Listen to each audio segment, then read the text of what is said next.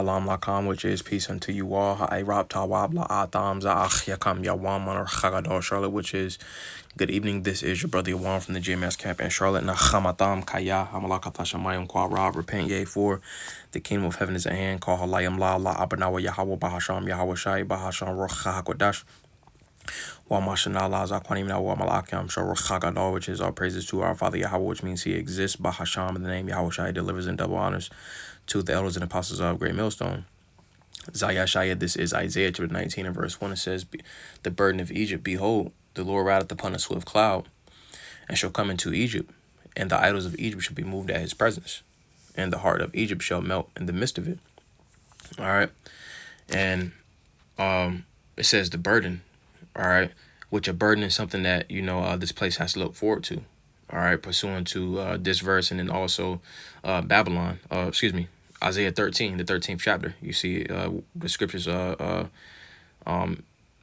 this place as Babylon, Egypt, Assyria.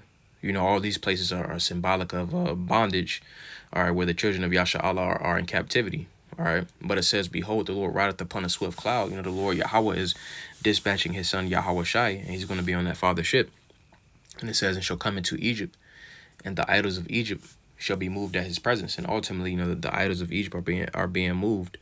All right, just like in ancient Egypt, you see the Lord made an open shoe, and those idols was moved, all right, from the different judgments that the Lord brought, all right, in Egypt. So the same thing is being done today, all right, by way of this word, all right. And it says, in the heart of Egypt shall melt in the midst of it. All right, in the heart of Egypt, the heart of Egypt is essentially, let's get this word for melt. It says masas. It says to dissolve, to vanish. All right. It says grow fearful, to faint. All right. So ultimately, that American dream, what once was, all right, in this place, all right, is no longer there. And one of those chief things was ultimately the spirit of everybody being one people and everyone being conglomerate, so that's being done away with, all right. And that's why verse 2 goes into what it goes into, you see. But the point in this lesson that I wanted to get was, the idols of Egypt are being moved, all right, because in these perilous times that we're in, not as if these idols ever offer any type of benefit. You see, it was just that the followers of those different false ideologies, they were being deceived. All right. But those deceptions are no longer providing console, so to speak, for those that are into these different ideologies, whether that be, Christianity, Islam, again, it had its season for those that was being deceived by it, because ultimately, they was at a certain point in time, Jake was into the so-called Christian church. Jake was into all these different doctrines and stuff like that. But now, Jake is putting all of that aside, you see, because they're seeing that, okay, for one, the idols of Egypt are being moved. And for two, these things don't offer any type of benefit, pursuant to Habakkuk chapter 2, and we'll get verse 18. It says, what profit the graven image, that the maker thereof have graven it, the molten image and the teacher of lies, that the maker of his work trusted therein to make dumb idols. These things don't even speak in the time of prophecy. All right. And essentially, again, that they're being moved out of the way, which the scriptures go into. The Lord set the apostles last, and this word is going out. All right. But going back to this Habakkuk 2 and verse 18, it says, what profit the graven image? So what benefit does a graven image have? Nothing. It says that the maker thereof have graven it, the molten image and the teacher of lies. These things are teachers of lies. All right. It says that the maker of his work trusted therein to make dumb idols. You see, again, because when that word dumb means to be silent. You see, so ultimately these different doctrines and stuff like that, they're not telling their followers what to do in these times. What is JC saying right now with the whole thing with inflation and job loss is nothing. He just sitting on the wall, But continuing on, let's get Dahoyam Psalms chapter 97, and we'll get verse 7, and it says, confounded be all they that serve graven images, that boast themselves of idols Worship him, all ye gods. All right. And ultimately, let's get this word for confounded, you see, because those that essentially trust in those idols, all right, they're being put to shame. That they're ashamed. Okay, they are disappointed.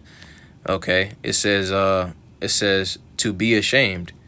It says to be ashamed before one another, to be disappointed. You know, they're disappointed and confused. You see, that's why these so-called Christians, their only talking points, all right, is against, you know, the Israelites. All right, and specifically, all right, our elders and apostles on down. You see, because in the spirit, you know, we have the truth. All right, and again, these off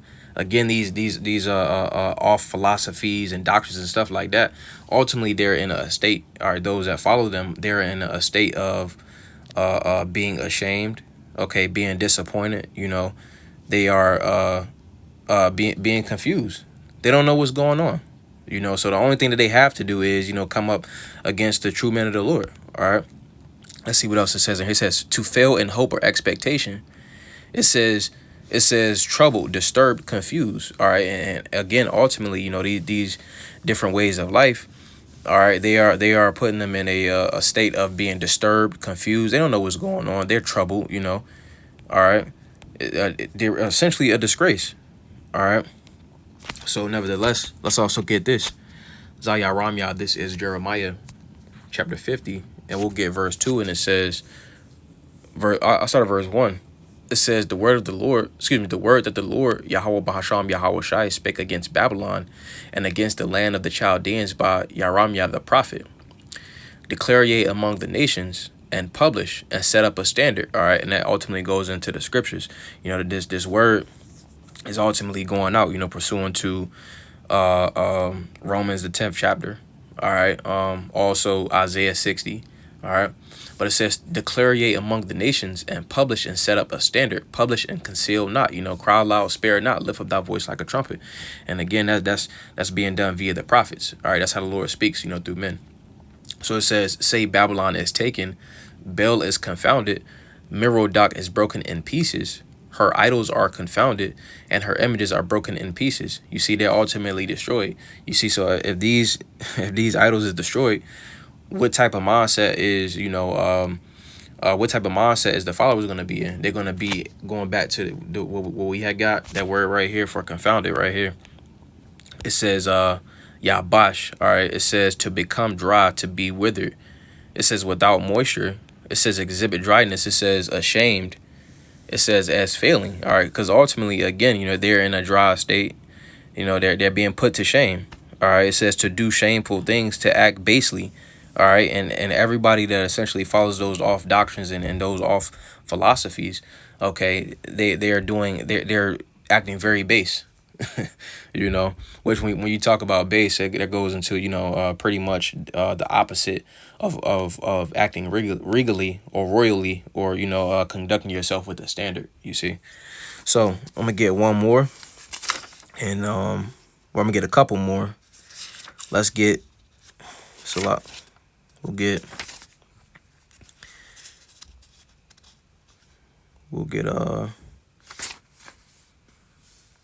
Deuteronomy chapter 28,